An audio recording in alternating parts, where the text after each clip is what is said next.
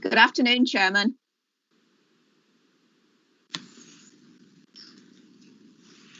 Thank you, Trina. Sorry about that. Trouble getting the microphone open. Welcome to everyone participating in and listening to this meeting.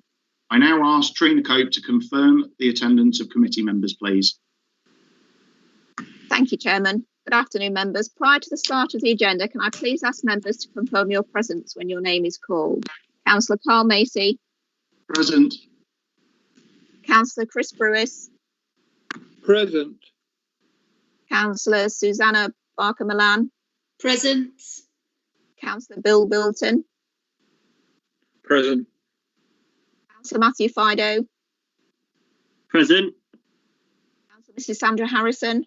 Present. Councillor Mrs Rosemary Cabry-Brown. Councillor Rob Kendrick. Present. Councillor Colin Matthews. Present. Connect. Whatever. Hello. I'm here. Thank you. Councillor Robin Renshaw.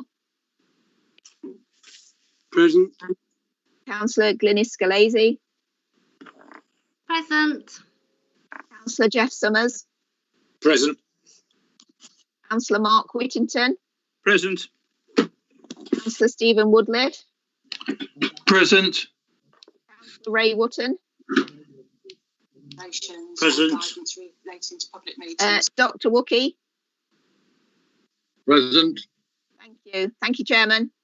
Thank you, Trina. Before continuing, I would like to once again welcome everyone who is in this appointment and listening online to this meeting of the Health Scrutiny Committee. We have already confirmed which committee members are present, and we also have present Councillor Mike Thompson, Executive Support Councillor for the NHS Liaison and Community Engagement, and Dr Cowley Chowdhury, Public Health Consultant for Lincolnshire County Council. I'd also like to welcome Councillor Jeff Summers, who is today's replacement for Councillor Angela White, so welcome. I'd now like to ask members of the committee and other participants that if you wish to take part in the debate, type speak in the chat function when you wish to ask that question or make a contribution.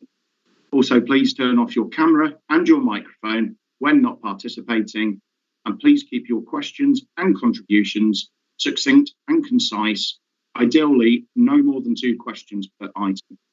I'd also like to stress the importance of treating all of our contributors today with respect and to bear in mind our role as constructive scrutineers. I'd now like to move into agenda item 1, apologies for absence and replacement members, please. Thank you, Chairman. We've received an apology for absence from Councillor Angela White, and Councillor Jeff Summers is in attendance today as her replacement member. We have also had an apology for absence from Councillor Sue Woolley, Executive Councillor, NHS Liaison and Community Engagement. Thank you, Chairman. Thank you, Trina. I'd now like to move on to agenda item 2, declarations of members' interests. Do members have any interests to declare at this point, please?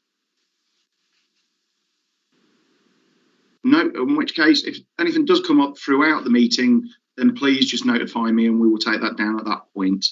In which case, I'd now like to move to agenda item 3, the minutes from the 17th of February 2021. This is to confirm the minutes of the meeting as correct, and these will be found at pages 3 to 15 of the agenda plan. I do plan on taking these on block, so can I ask for a proposal, please? Thank you, Councillor Brewis. Happy to propose them, Chairman. Thank you, Councillor Brewis. Do I have a seconder, please? I'll second that, Chairman. Thank you, Councillor Scalesi. In which case, can we please take the vote on these? Thank you, Chairman. Can members please indicate whether you are for, against or abstain when your name is called? Councillor Carl Macy. For. Councillor Chris Brewis. For. Councillor Susanna Barker-Milan. For. Councillor Bill Bilton. For. Councillor Matthew Fido. For. Councillor Mrs Sandra Harrison. For. Councillor Mrs Rosemary Cabry-Brown. Councillor Rob Kendrick. For. Councillor Colin Matthews. For. Councillor Robin Renshaw. For. Councillor Glynis Scalesi. For. Councillor Jeff Summers, Abstain. Councillor Mark Whittington, For. Councillor Stephen Woodliffe, For. Councillor Ray Wotton. For. Carried then, Chairman. Thank you. That's it. I'll just confirm the minutes of the last meeting are now confirmed. I'd now like to move on to agenda item 4, the chairman's announcements. My announcements have been circulated with the agenda. First set of supplementary announcements was circulated on the 12th of March, with the second circulated today. I do have a request for a speaker on this, and that's Councillor Whittington, so I'll bring you in, please. Thank you very much indeed, Mr. Chairman. You obviously realise that at this time, the ULHT board meeting is currently discussing the restoration of services at Grantham Hospital. I find it really strange that members of the public have only had a few days to comment on these proposals, and I wondered if you could give us some forward direction on how to engage with the trust in the future. My second question relates to your second announcements, your additional announcements, and that's regarding the staff survey. I actually found inside the staff survey the ULHT report on morale, and I was really disappointed to see that morale had continued on a downward trend. Points that I've raised previously with the board, and I wonder if you could add this to a future work programme, please. Thank you, Chairman. Thank you, Councillor. And yeah, I don't want to open up too much of a debate at this particular point. I think that these sort of items can be raised in the work programme, and I think that's the right place to do so. In regards to Grantham, yes, I'm aware of what's been raised. I'm told that this is more of an engagement than it is supposed to have been a consultation, because it's about returning the hospital back to the functions it was prior to COVID. Of course, I'm concerned that there wasn't enough time for engagement with the public, and this is something that I will raise with our colleagues in the NHS. However, I also think that this is something we will keep an eye on. It will form part of the acute services review when any consultation needs to be made on any other changes other than returning it back to where we were prior to this point. I have seen that within it there are some enhancements for the hospital, but I do take on board totally your point that that was not enough time for engagement. So thank you, Councillor Whittington. Councillor Renshaw, I'll bring you in. Thank you, Chairman. Okay. I will only raise this because it is time limited. The closing date for the item 3, the Women's Health Strategy Call for Evidence, closes on the 30th of May. So it's important that a wider circulation for consultation takes place. And the one thing that's symptomatic of this, the last 4 years of this council, is that consultation has been less than what we would have hoped for. And so I'm just asking, has that consultation been announced? Because my wife's a patient and she hasn't seen it anywhere. We've not seen it in political circles. So it seems to be a dark secret. And you can imagine what concerns we've got about that. Thank you. Yeah, thank you, Councillor Renshaw. Simon, I don't know if you wish to come in and just comment on that very quickly, because I know that you've obviously added this onto the programme. Yes, thank you, Chairman. That particular item is a Department of Health consultation that was launched last week.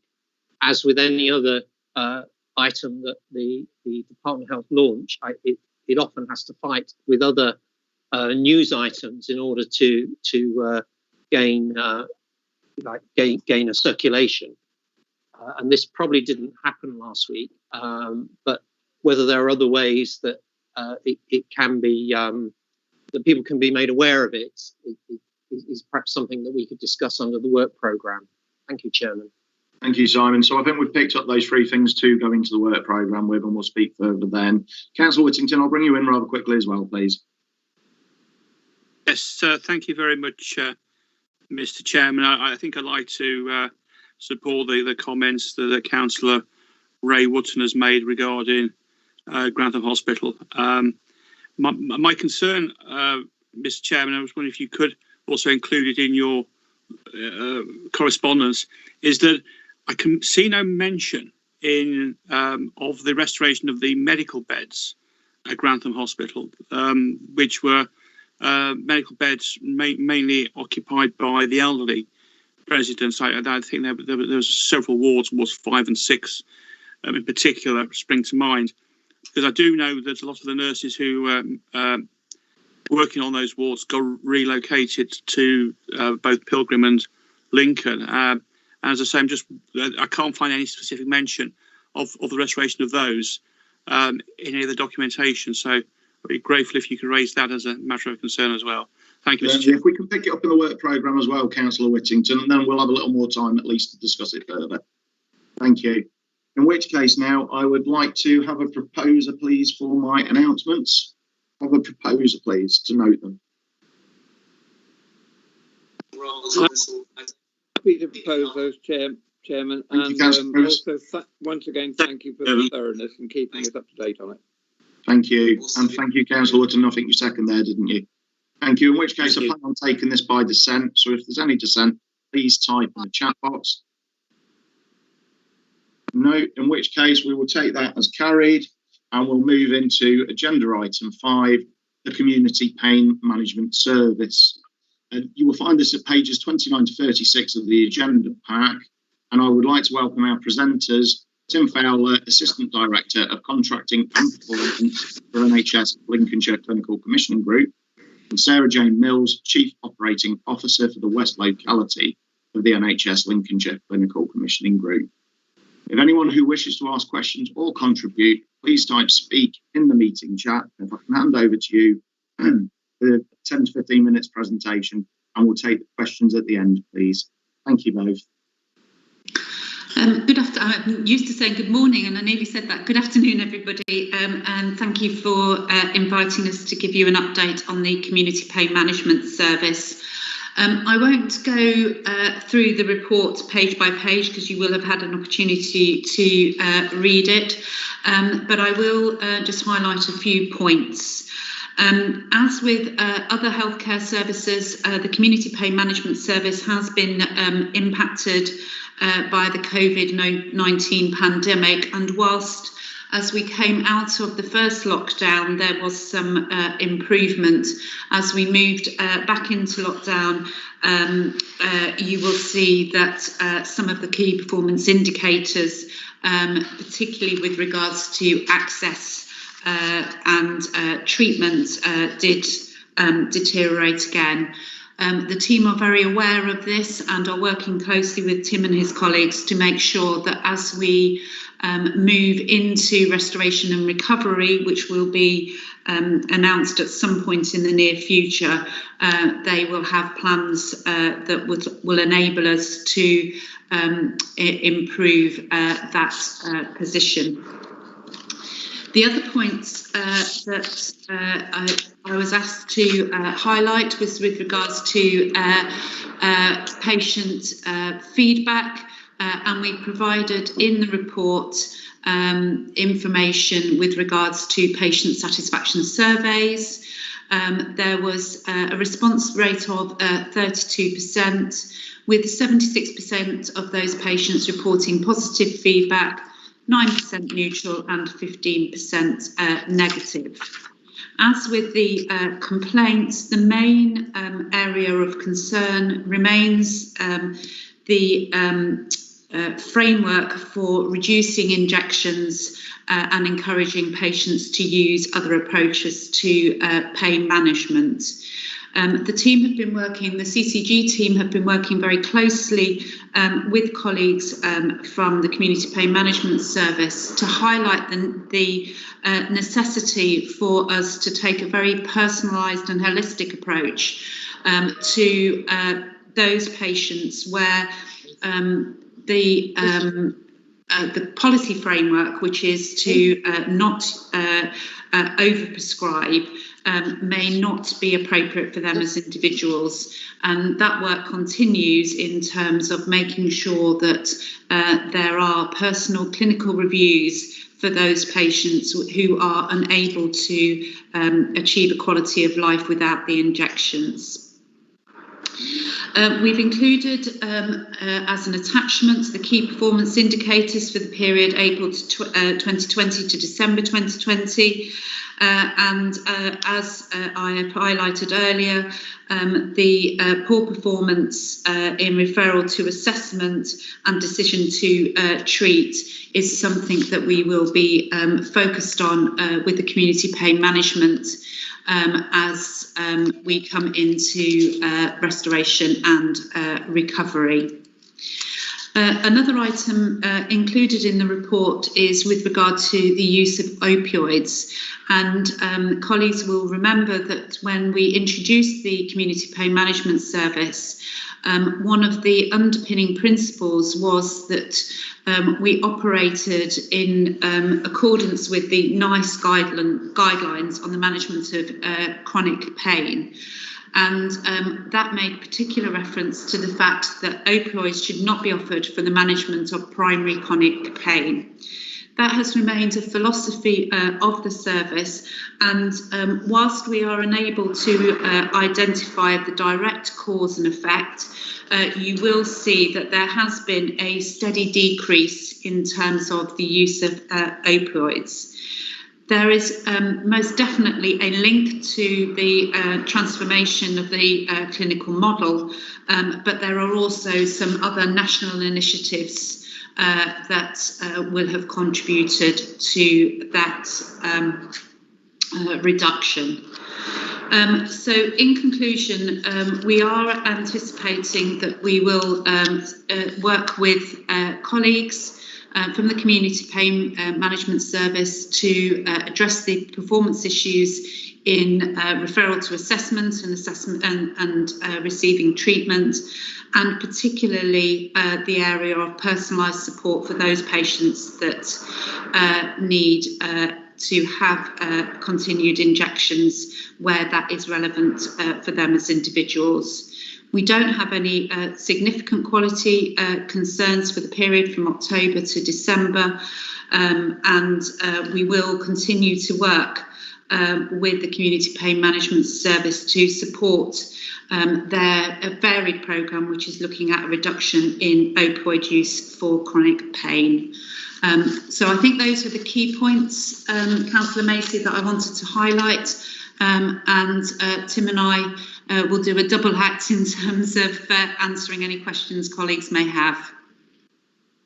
Okay, thank you, Sarah Jane. In which case, I will bring in our first speaker, which is Councillor Sandra Harrison. Thank you, Chairman. As a user, when possible, of your service, I'm really concerned about the people like myself that have had to self-isolate and therefore postpone particularly their injection treatments. There have been many of us who are sitting at home, very isolated, in severe pain, and we have had absolutely no contact from the organisation. And I would have thought, because of the mental health concerns throughout the area about people during lockdown, that there would have been some contact, because obviously the organisation knows if we've cancelled for the reason we've cancelled, that we're alone and in pain. And I'm sure there must be many, many of your patients in my age group, as I know from times when I've attended appointments, there are many of us. So I really am concerned that there's been no contact, no support for us during that time. Thank you, Chairman. Do you want me to take that one, Sarah Jane? Yes, please, Tim. So I think it's a point well made. All of the dialogue that we have had with Connect Health during the pandemic has been around making sure that they have processes in place to look after patients who are isolating, where patients are on a waiting list, making sure they keep in contact with those patients. It sounds from what you are saying that hasn't been happening in perhaps the way that we would want it to. So it's a point very well made. And if you can bear with us, what we'll do, we'll take that up with Connect, make sure that that process is being followed and report back to the committee. So thank you for the comment, really appreciate it. It should be happening. It sounds like it isn't, and we'll take that on board. Thank you very much. Thank you, Chairman. Thank you, Harrison. I've now got Dr. Brian Woodall, please.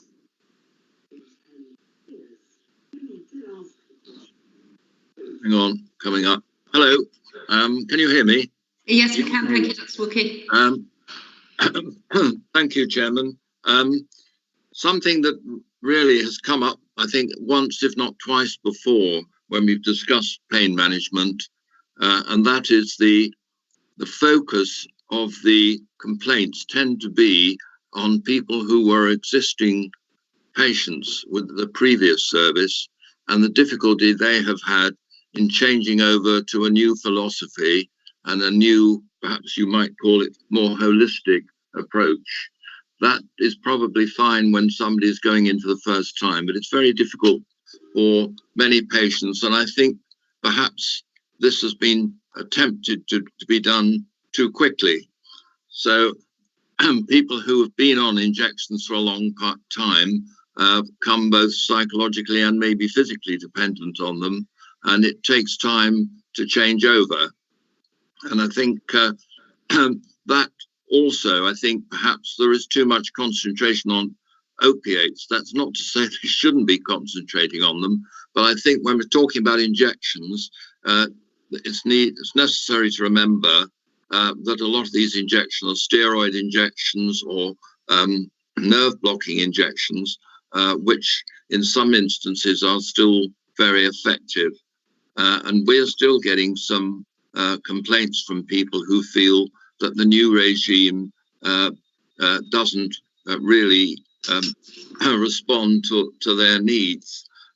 We've also had calls of people who have had to continuously ring the office in Lincoln who don't seem to know what is actually going on elsewhere. And one patient has more or less done a round of Lincolnshire. He's been to Boston and then he went to Spalding or on a telephone consultation, then North Highcombe, and is ending up at last at Louth, where I think he's actually going to have the injection he was asking for 12 months ago.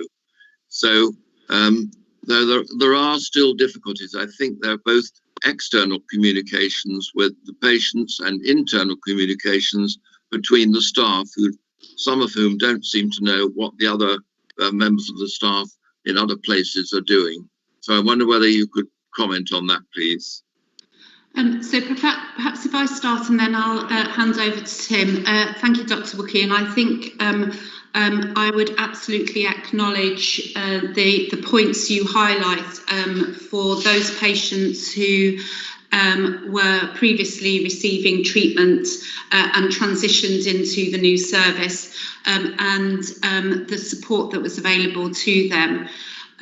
We recognise that, and I think this is why, from our perspective, we have been working and continue to work with the Community Pain Management Service to look at a more personalised package of care for those individuals who, as you say, may well benefit from a change in their regime, but actually need longer to make the adjustment to that. So that is one of our primary areas of focus.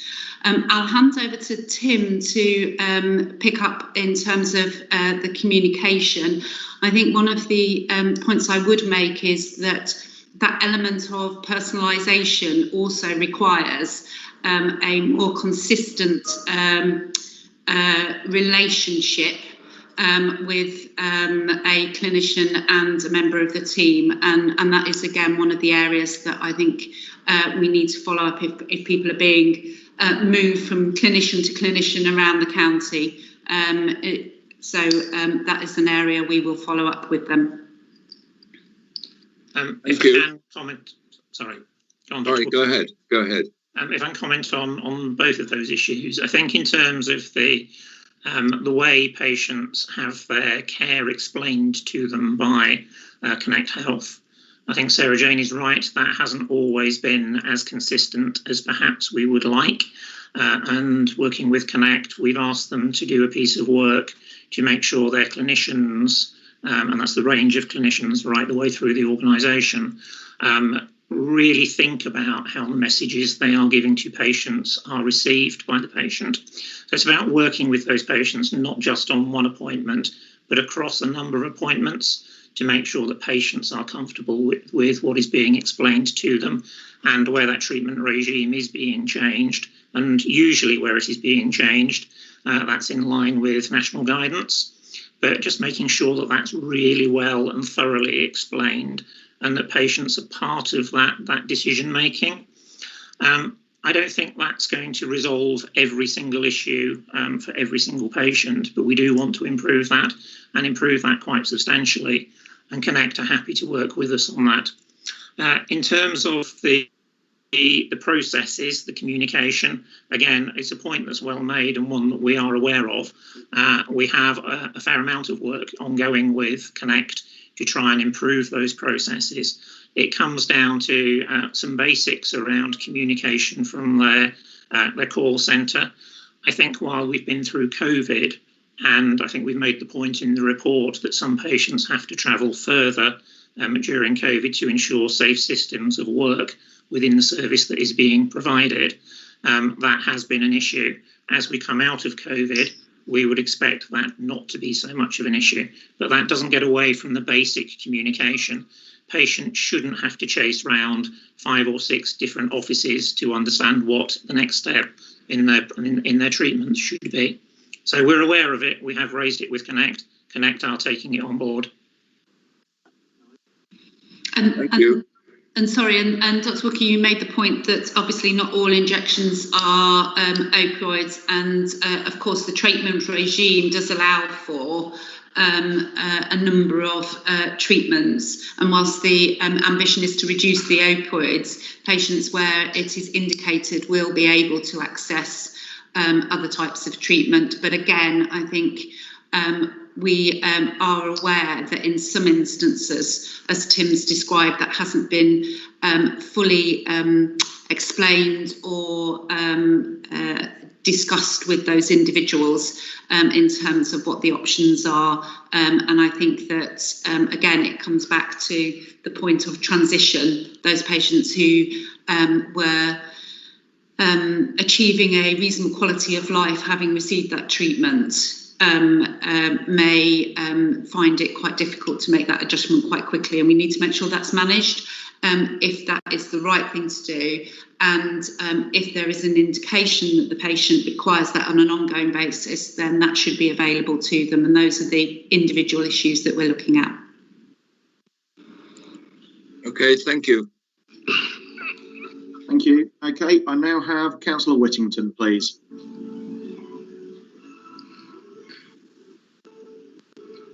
Yes, thank you. Thank you very much indeed, Mr. Chairman. Thanks, Sarah, Jane and Tim for the presentation of the report.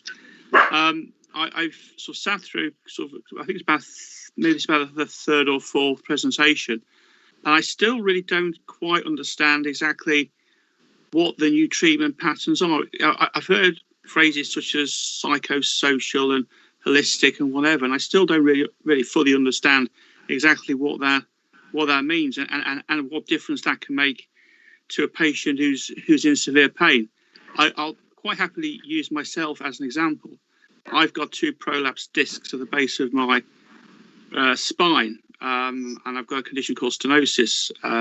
The discs are bulging out onto the sciatic nerve. Now, I know that for a year I was in absolute agony with total sciatica, unable to sleep, a lot of discomfort, very limited mobility. And I had all kinds of alternative stuff done to me, physio and whatever. The only thing that actually sorted me out at the end of last November was an injection. And since then, the sciatica was completely gone. I've still got a bit of residual tenderness from the prolapsed disc. I still can't understand. I really can't understand how this sort of psychosocial, holistic stuff that has been spoken about can actually have the same effect as an injection for somebody who's in severe pain. Thanks, Mr. Chairman. Thank you, Councillor Whittington. I think, as you say, it's quite a complicated sort of like philosophy, and of course, medications will be appropriate for some individuals, but for other individuals, there are treatments, so physiotherapy that you will be familiar with, that will help and remove those the pressure point of the pain, and assist the person to return to a good quality of life. In terms of psychological, again, that is very much a personalised thing. But in many instances, it is about people better understanding what are the things that trigger their pain and then adjusting their lifestyle. It isn't a simple sort of like we pull this lever and this treatment will improve. It is much more complicated. But the NICE guidance does demonstrate, and of course they've looked at clinical effectiveness, that for a high proportion of patients, those types of interventions are very, very effective, and either mean that they don't have to have pharmaceutical interventions, which of course bring with them other side effects, or that they are able to have them for a limited period of time. I think the main point is that it is very much a personalised programme, and as we referred to a number of times, in some instances what we have found is that comprehensive personalised approach, which may include medication for an individual, whereas somebody else presenting with a very similar presentation may be able to use other techniques that aren't medication, and that reflects the sort of like nature of our lifestyles and the fact that we're all different, and some of our lifestyles mean that we have more ability to exercise, more ability to tolerate pain, more flexibility and rest, those sort of things that can contribute. And I think it is a case of one size does not fit all, but as we've explained, the framework is very much evaluated by NICE as being the optimal service offer, whilst we recognise that some of the application of that offer might need slight improvements. I don't know if you want to add anything, Tim? Yeah, I think this one-size-fits-all that's come out in a number of patient feedback responses also seems to be prevalent through a number of complaints. It is really interesting. I think there's one thing looking at NICE guidance and saying this is what the guidance says, or looking at the guidance from the British Pain Society. I think there's another thing about how that is implemented. And I think we need to work with Connect and just check that the balance of how that's implemented is correct. So certainly having reviewed a number of complaints over the last 6 to 9 months, and some of those complaints have been really complex, and there's a lot of empathy I have for the people making those complaints. I'm not sure as a non-clinician that we've got that balance absolutely right at the moment. I think in the majority of cases we have, but for individual patients we may not have, and we need to make sure that we are looking after those patients appropriately. So I think there is a bit of a review and a rebalancing that we need to perhaps look at. And one of the things that we have discussed with colleagues within our clinical colleagues within the CCG and Connect is actually looking at a number of these individual cases and actually bringing clinicians from the CCG with clinicians from Connect to actually do what I would describe as a case review, to actually understand whether there has been a comprehensive review and independent clinicians from the CCG would have reached a similar conclusion, or whether the conclusion, there might be a debate, there's always a clinical debate on terms of application of NICE guidance and having that clinical review, or, as we've highlighted, whether some of the issues has not been with necessarily the package of care that's been offered, but actually the way that it's been managed. And at this point in time, well, certainly Tim and I have discussed with our clinical colleagues that now would be, as we're coming out of lockdown, an opportunity to take some of these cases and actually do a joint clinical review to determine what it is that's influenced the particular complexities for those individuals. If I may just add to that, Sarah Jane, I spoke with Connect yesterday to start to put some of that in train, and they're comfortable with that as a process. Okay, thank you. Councillor Whittington, is that it? Thank you. Yes, thank you, Mr. Chairman. Thank you, Councillor Whittington. Councillor Cabry-Brown, I'll bring you in now, please, to ask your question. Thank you very much indeed, Chairman. Can I just say that the last few minutes have been quite enlightening to me.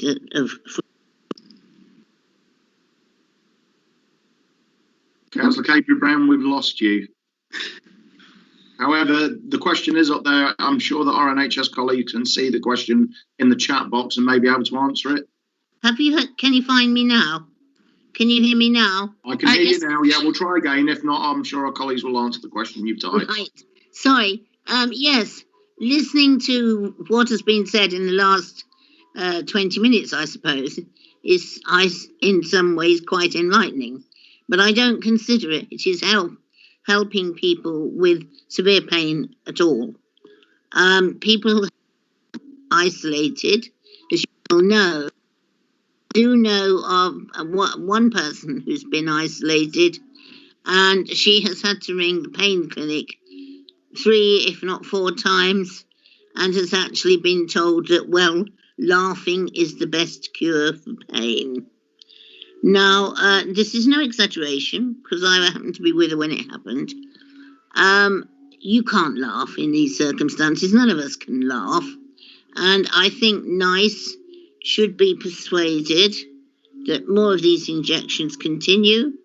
It is very sad to see our surgeons, who have been performing miracles with some of these people with severe pain, myself included, suddenly with their hands strapped behind their backs. They can't even use the drug that they specifically asked for, which I understand comes from America, which is a safer one than probably some of the drugs that's been handed out. Some in reason, they're not allowed to use this particular one.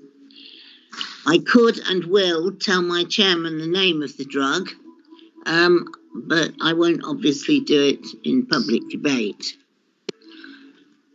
Just please really look at this again, because people that were able to continue working and do all kinds of,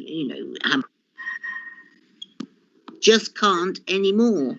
I can't stand straight anymore. I have to have a walking stick. Everybody says it's my age. I know it doesn't. So thank you, Mr. Chairman. That's all to point out. Okay, thank you. I'm not sure if that's Councillor Cabry-Brown.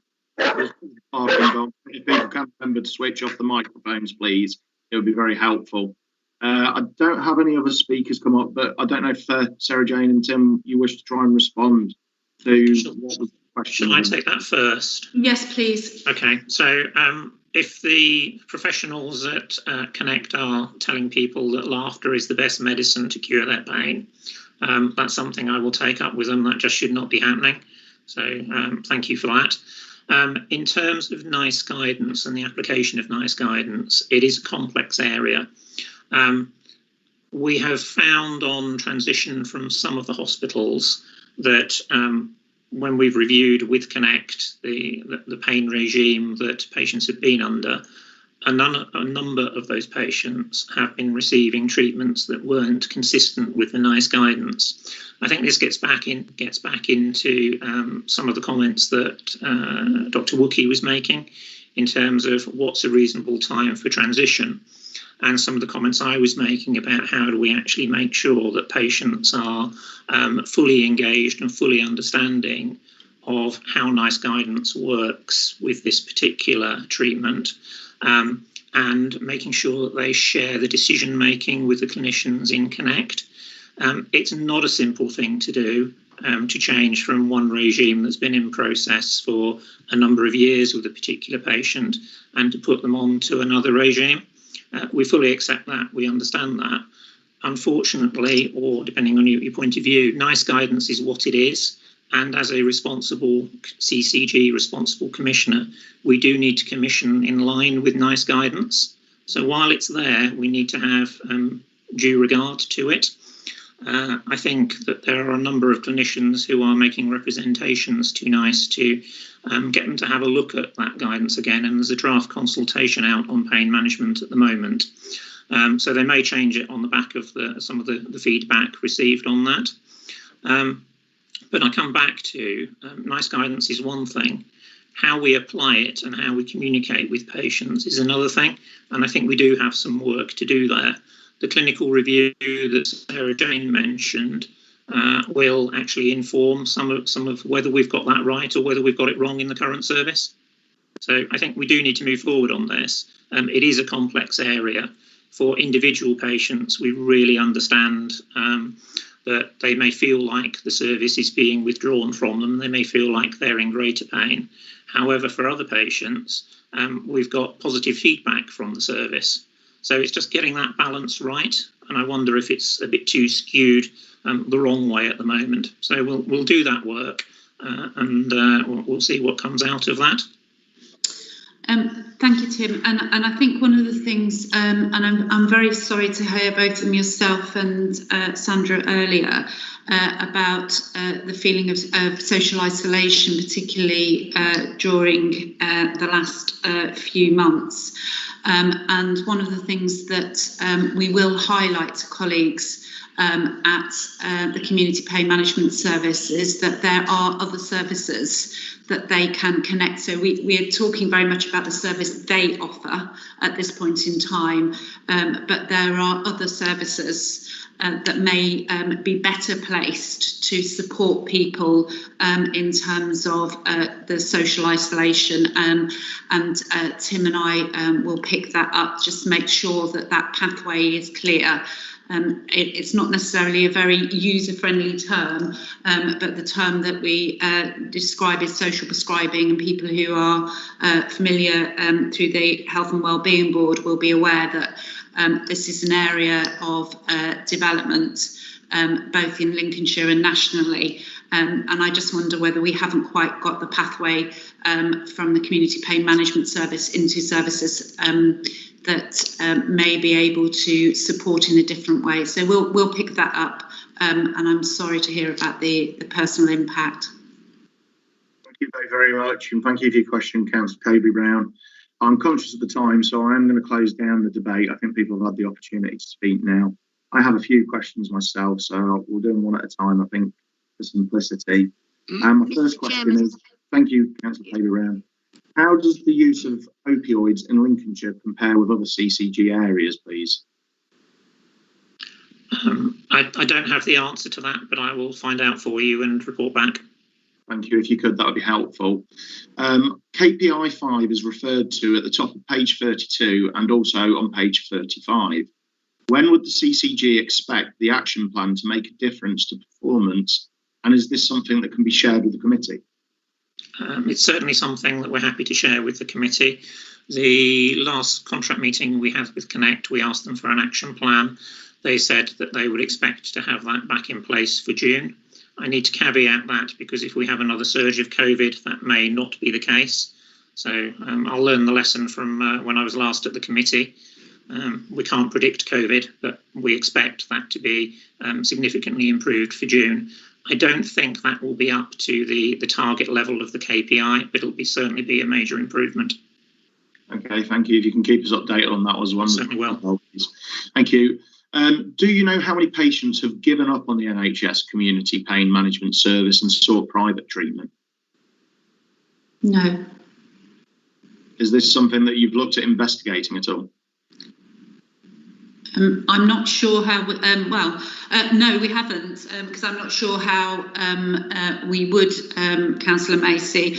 I mean, we can certainly get information in terms of patients who don't attend, but what their personal choices beyond that would be very difficult for us to establish. I take that on board, but I do think that there is something there that can be done for those that haven't attended to try and gain a greater picture, I think, realistically. Do clinicians such as consultants have full decision-making powers on the treatments they can provide patients? Or for certain treatments, do they need authority before they can administer them, causing delay? Do you want me to take that one? Yes, please. So there are a number of treatments that are within the CCG's prior approval policy, sometimes called the individual funding request policy. If there is a treatment listed there, and injections into the spine for chronic lower back pain is one of the treatments that's listed there, we would only do that after that had been considered by something called a individual funding request panel. So the consultant would need to apply and make a case that the patient is exceptional enough, and that's a technical term in terms of IFR, is exceptional enough to have that treatment. So sometimes that will happen. Sometimes we will approve exceptionality and the treatment will go ahead even though it's on the list of things that we would not normally commission, we wouldn't normally provide. Sometimes they will say no to that in the panel. I can look at the statistics of what has been approached to the panel and what they've said no to and what they've said yes to, if that would help the committee. On a day-to-day basis within Connect, the clinicians in Connect will be operating within the spirit of the NICE guidance, but they do have freedom to recommend alternative treatments if that's what they feel the patient needs. I would be interested in that information, and also the turnaround time in respect of how long it's took for that decision to have been made as well, if possible, please, and for the committee to see that. We can do that. Okay. The report mentions patients who have previously received opioid injections and that these treatments can lead to dependency. Was there a phased removal of this form of treatment, or did those patients in practice find themselves going into a form of withdrawal? I can't answer that question. We'd need a clinical view of that, so that would need to be looked at through clinical notes. Okay, again, I think that is of importance because it can lead to an edge of a cliff type scenario, I do believe. So if you could, I wouldn't disagree with you, but I don't have that information. We can ask for it. That would be useful, I still think. Thank you. And very finally, I think you have alluded to this, but I just wanted to clarify, and that is, will a formal structured review be undertaken in regards to the reduction of opioid use and the CPMS's role in this?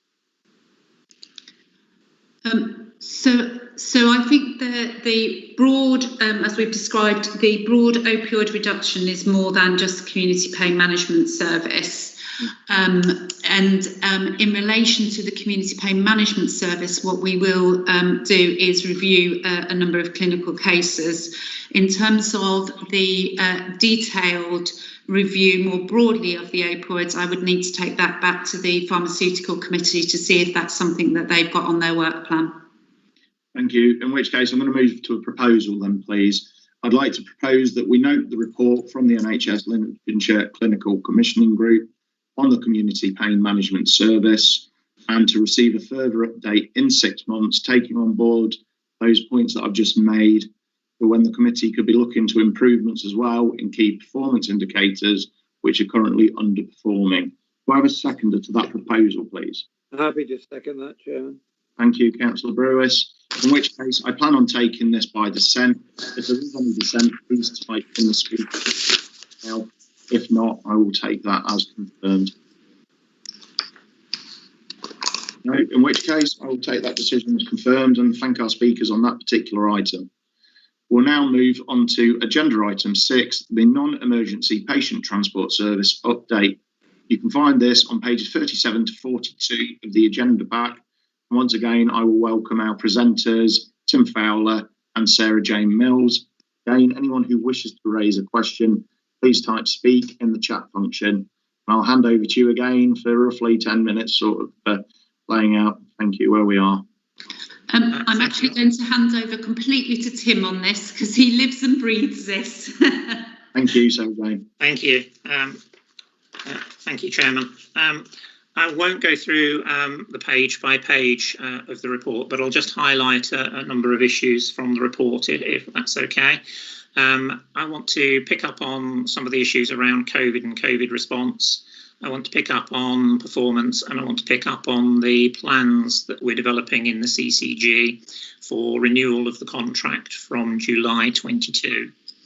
In terms of COVID, I think it's fair to say that all patient transport services have been challenged. They have to implement safe practice, and one of the safe practices that they are required to implement is social distancing on vehicles.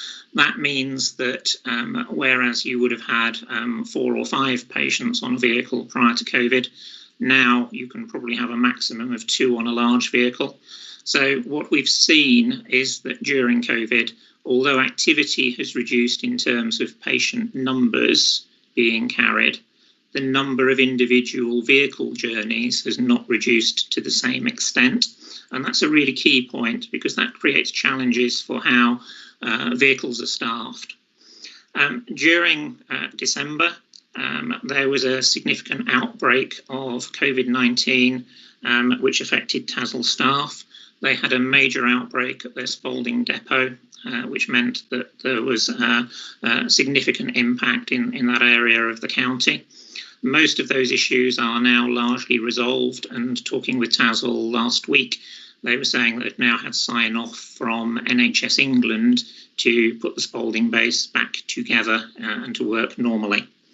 But we've got good take-up from TASL staff of the COVID vaccination. So that's a real positive, and that will help in terms of protecting patients going forward.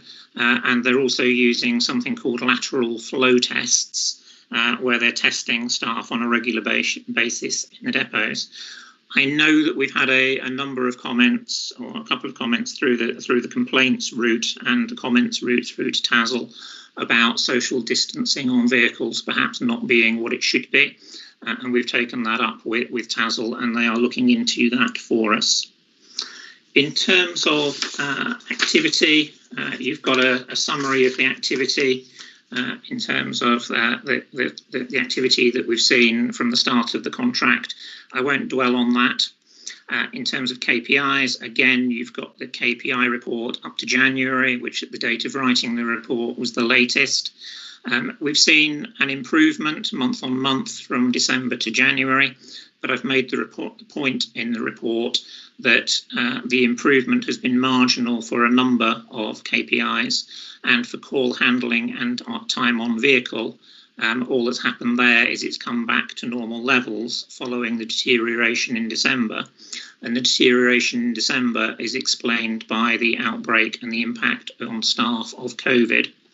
So we're back up to a level which is trend. They're still not hitting, TASL are still not hitting the KPIs that are contracted for. And that's been a story that we've had right the way through the contract.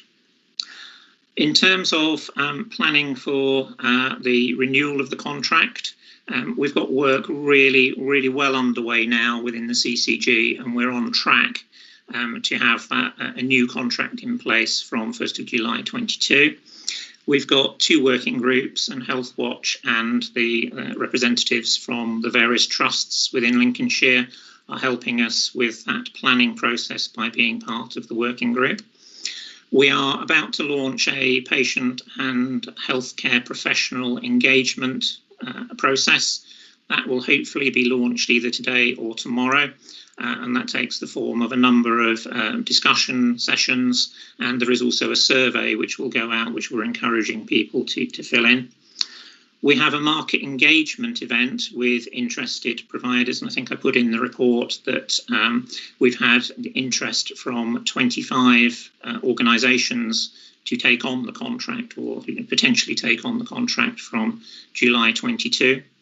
And the market engagement event we're holding tomorrow, just to take a sounding from those providers and let them know what our thinking is. But there are also a number of issues that we want to discuss with them in terms of the service model. We have next week a session on writing the specification. That's the first meeting of that. And again, we're trying to involve Health Watch and the trusts in making sure that that specification is correct. So in conclusion, I think the response to COVID from the crews in TASL generally has been strong. KPIs are not where they should be, even though activity in terms of patient journeys has reduced, but the number of individual vehicle journeys has not reduced to the same extent. We've asked TASL to put in place a action plan around fast-track journeys, and we are on track to have the contract renewed from 1st of July 22. Happy to take any questions. Thank you, Tim. I have one question so far, and that is Councillor Summers. Would you like to come in, please, Councillor Summers? Yes, Chairman, I'm on my way. Yes, it's funny you should be talking there. Thank you very much about the very same subject I was going to ask about, and that is, are the LCCG reviewing the criteria specified in the service? Because sometimes the requests do not offer the correct detail for which potential service providers need to make an appropriate response. And after hearing what you've said already, thank you very much. Are we asking for the correct level of service? And can you identify any of the detail, in particular within the requests, that you have changed, which you feel would improve the service? Thank you. So I think we're probably a little bit early to do that at the moment.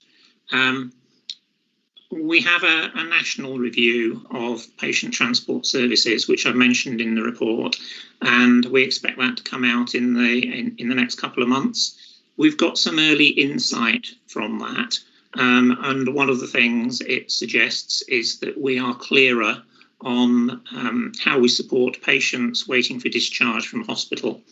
But it also looks at how we support patients who don't have access to a private car. We don't know what the ultimate answer is from that review, but there are a number of aspects of that review which we need to take account of and build into the specification. One of the things that we want to do at the market engagement event tomorrow is understand from providers what it is that they are capable of providing. Now, that may sound really odd, but if you look at some of the lessons that we need to learn from the previous procurement, we know that the rurality in Lincolnshire perhaps wasn't taken on board or specified in perhaps the way that it should have been. So we want to talk to providers about, this is the rural nature of Lincolnshire. What solutions can you provide for us to actually make sure that that rurality is taken account of?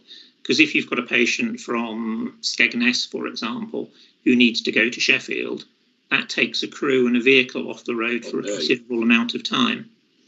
So we want to plan this correctly.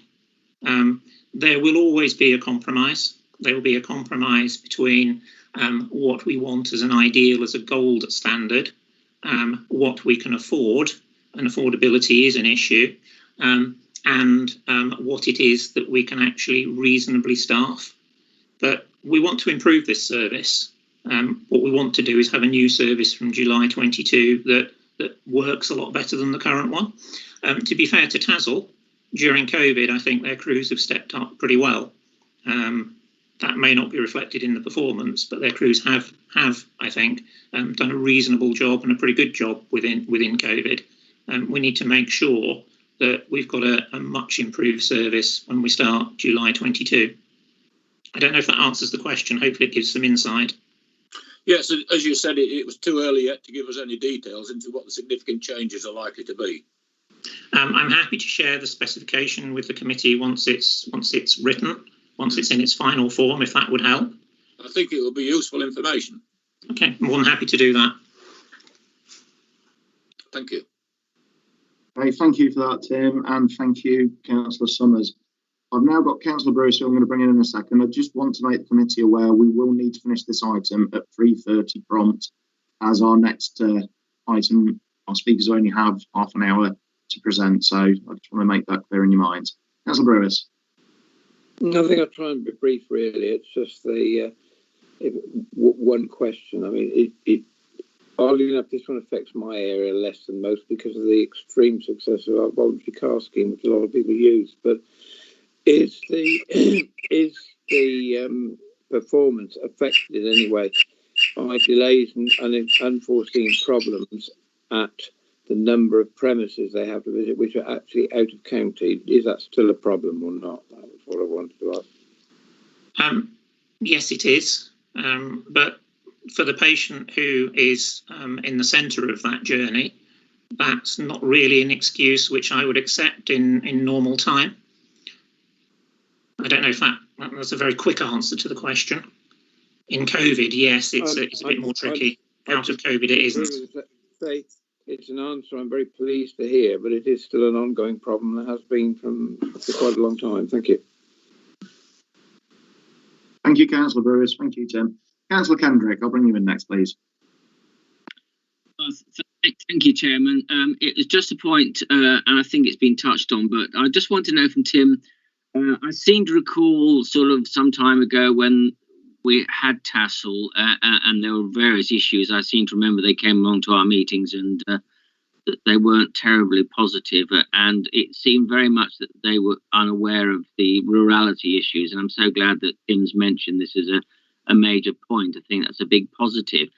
What I was just wondering, I seem to remember again from previous meetings, one of the issues was how strong the market was, or how many providers there were within the market to provide a good competitive tender. I don't know whether Tim can speak on that or whether that's a bit premature to comment on it at this stage. No, I can comment on that. I've put in the report that we did an expression of interest, which is a kind of an initial foray into the world to say how many providers are interested in working with us. That doesn't mean they're going to bid for the contract, but at this stage it's an expression of interest.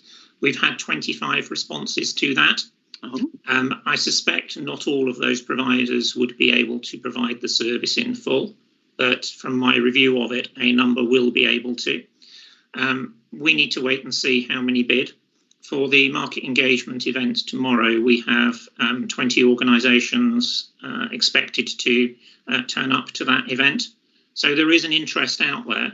Until you go out with an expression of interest, you don't know what you're going to get back.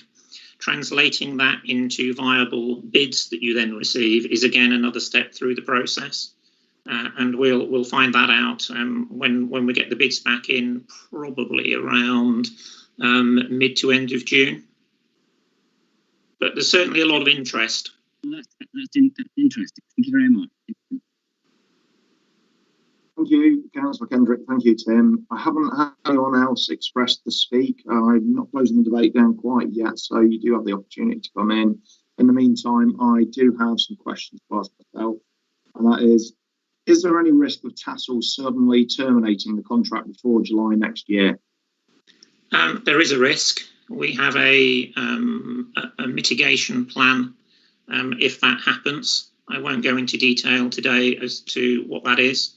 But yes, we are aware of the risk and it's on the risk register for the procurement. Okay, thank you for that, Tim. On page 39, the report mentions 25 expressions of interest in the new contract.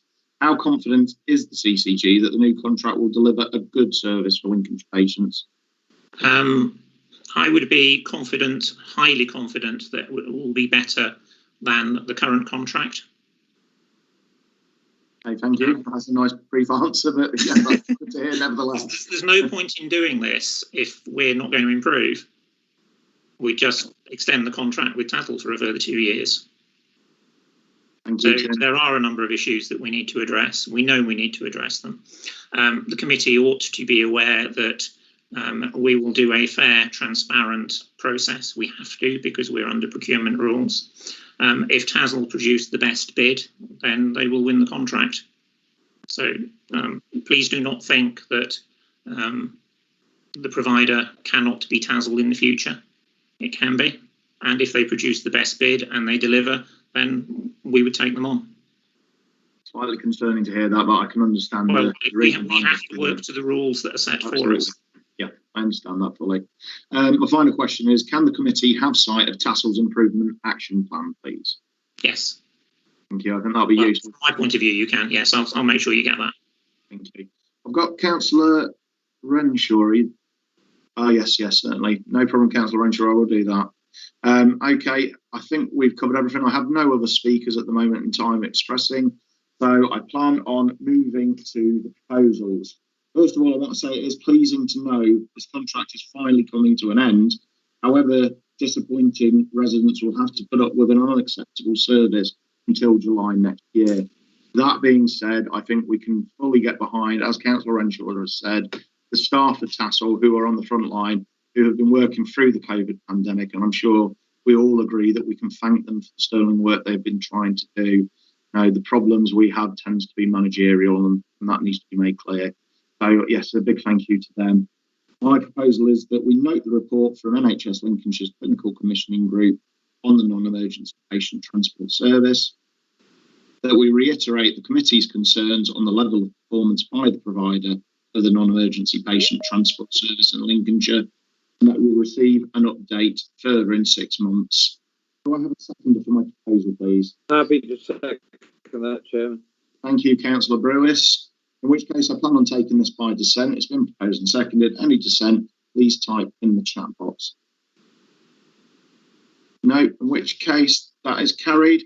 And I would like to thank our proposers, thank our presenters, today.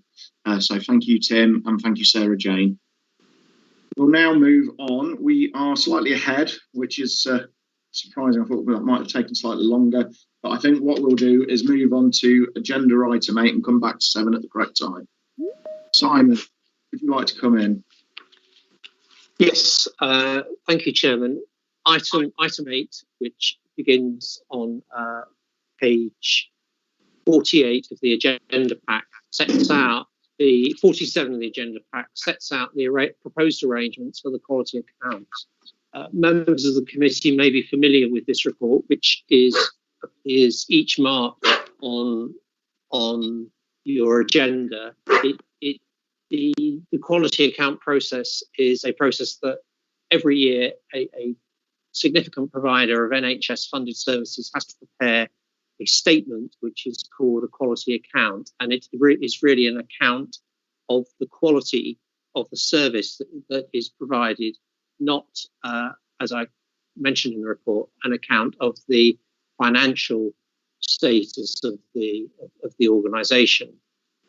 Quality accounts have been around quite a few years, and in the past, this committee, turning to the bottom of page 49, has been involved in making statements on a long list of 8 providers. But in recent years, the committee has focused on 2 or maybe 3 quality accounts, and in so doing, the committee has referred to the CQC rating and also taken account of the fact that some providers that are outside the county, such as Northern Lincolnshire and Gould and North West Anglia, would have at least 2 other review and scrutiny committees being invited to make a statement on their quality account. So that has meant focus has tended to be on Lincolnshire providers, with the exception of the ambulance service, where the committee has always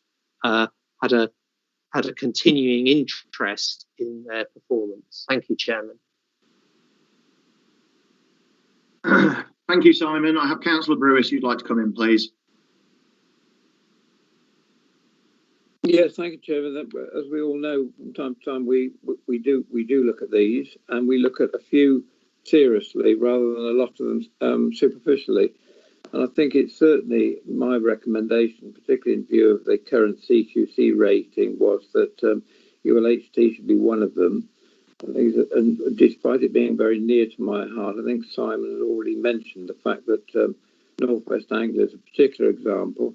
There are other people looking at them as well, and I know they have great concerns about that.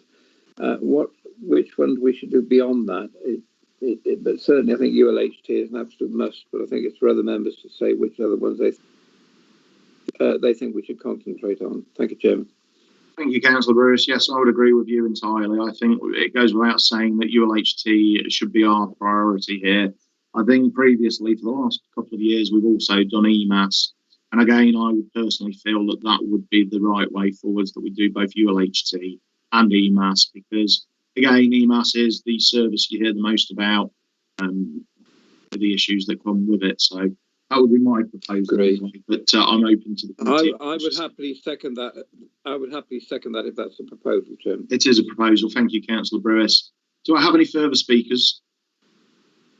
No, in which case it has been proposed. So I will just reiterate that the committee makes statements on the draft quality accounts for 2021 of the following local providers on NHS funding services, being United Lincolnshire Hospitals Trust, East Midlands Ambulance Service Trust, and that the chairman be authorised to determine the arrangements for responding to the draft quality accounts of the above providers of NHS funded services, with these arrangements dependent on the timing of the circulations of the draft. Are you happy to take those comments on board as well, Councillor Brewis, and seconding the proposal?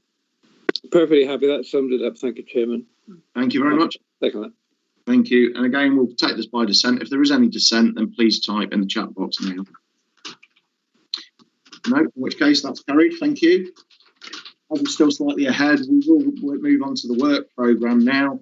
Simon, would you like to take this one, please? Yes, thank you, Chairman. The work programme begins on page 51 of the agenda pack. Members of the committee will see that one item is listed for the 17th of April. However, this was put into the programme when there was less certainty about the local government elections taking place on the 6th of May. And we understand that the notice of these elections will be published next Monday, the 22nd of March. So the usual practice for the committee in a county council pre-election period, just as in a general election period, is to suspend its activities as a means of not putting anyone in a position of well, so that we can minimise the risk of putting anyone in a difficult position during this particular period. There are, so that would be the first thing to raise the April meeting. Earlier in this meeting, we've had references to items that can be taken forward into the new into the committee's work programme. So one of those relates to the restoration of services at Grantham Hospital, which the ULHT Trust Board has been considering this afternoon.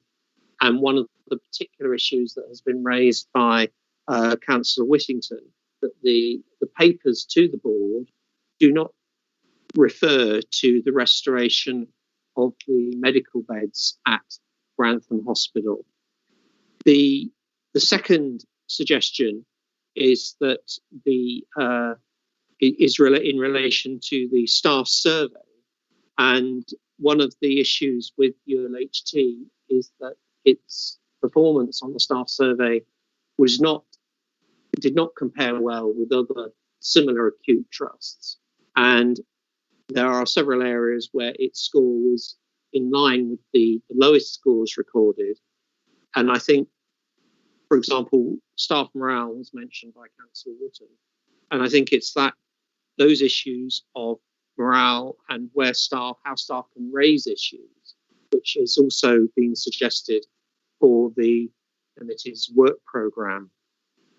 There is one other point that was raised earlier in the meeting, which is the reference in the chairman's announcements to the government's launch of a call for evidence on the women's health strategy. Now, this was an announcement which I understand was made last week, but as I said earlier in the meeting, there is always if there is a media launch of something, sometimes they miss out because the timing of them means that other news gathers pace, gets attention, so they may not necessarily get how they're overlooked. So one of the things could be is how the profile of that could be raised, so that anyone who wishes to respond they do so by the Department of Health's deadline. I think, Chairman, I've covered most of the items that have been raised. Just on the bottom of page 52, there are a number of items that have already been listed for the programme in the coming, for the programme in the coming months. Thank you. Thank you, Simon, for that. That's been very helpful. Councillor Brewis, you'd like to come in first of all, please. Mine was going to be very brief. I think Simon's largely summed it up, but I do think that in the interim, I think it's right that we do. But in the interim, were something to come up, I think it would be appropriate for you in consultation with Simon to respond on our behalf and keep us informed. And I would even be prepared to add that to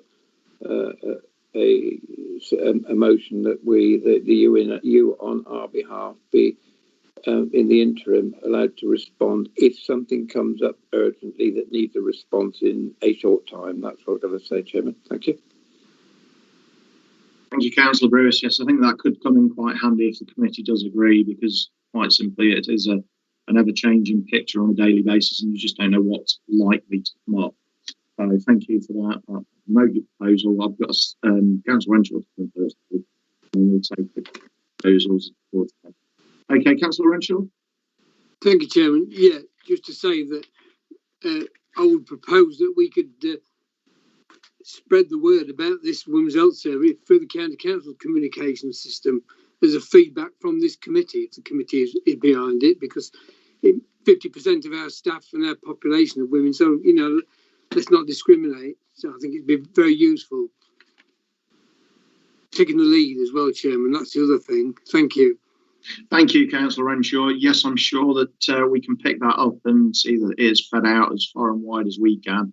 Of course, we can, as town and parish councillors, if we're in that role as well, and district councillors, make sure that it's shared out through their means as well, which would be incredibly helpful. So we'll certainly pick up on that.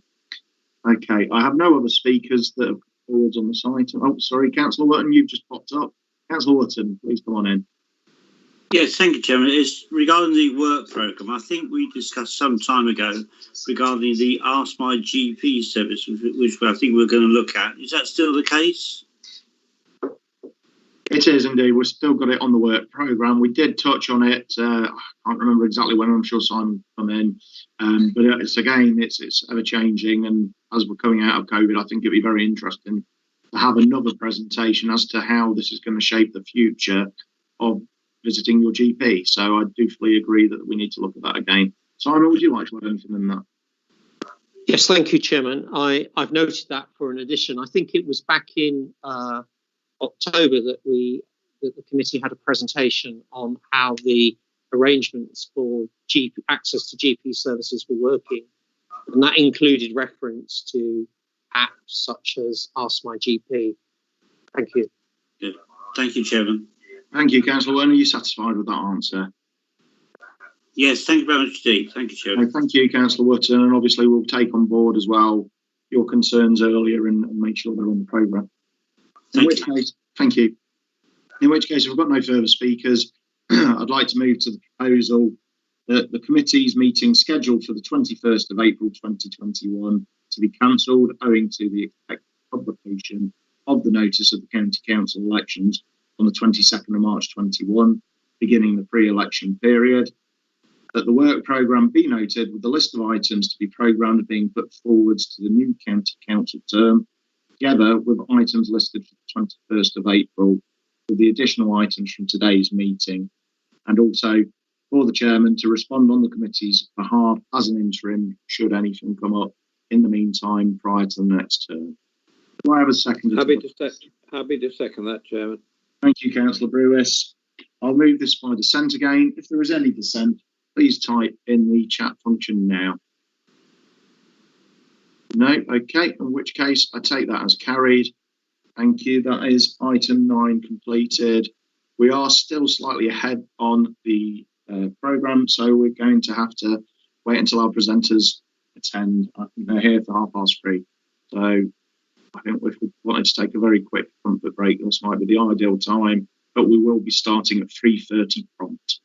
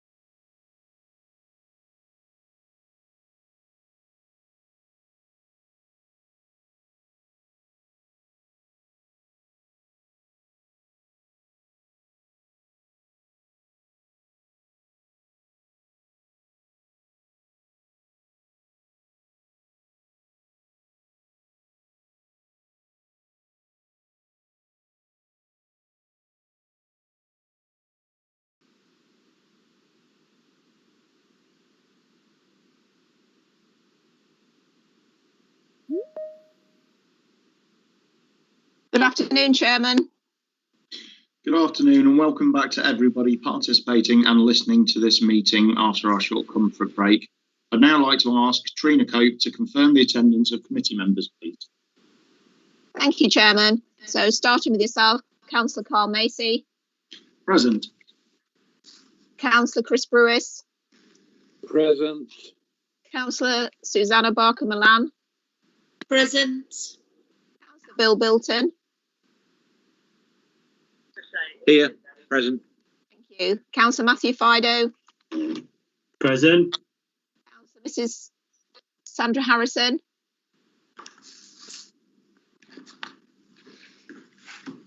Councillor Mrs. Sandra Harrison. Come back to her. Councillor Mrs. Rosemary Cabery Brown. Present. Thank you. Councillor Rob Kendrick. Present. Councillor Colin Matthews. I'm present. Councillor Robin Renshaw. Present. Councillor Glynis Scalesi. Present. Thank you. Councillor Mark Whittington. Present. Councillor Stephen Woodliff. Councillor Stephen Woodliff. Present. Got there eventually. Sorry about Thank that. you. Councillor Ray Wotton. Present. Brian Wookey. Present. Can I just go back and see if Councillor Sandra Harrison is present? Not at this moment then, Chairman. So that's everybody in that's there at this moment in time. Thank you. Did you mention my name there, Oh, sorry. No, I probably didn't. Councillor Jeff Summers. Sorry, Councillor Summers. I do apologise. Thank you, Trina. In which case, we'll move straight into agenda item 7, United Lincolnshire Hospitals NHS Trust Outpatient Services at Community Hospitals. This is present on pages 43 to 45 of the agenda pack. And before I move to our presenters, I have a request to speak from Councillor Matt Bowles. Councillor Bowles, if you would like to come in, and you have 3 minutes to speak, please. Yeah, thank you, Chairman, and thank you for allowing me to speak today.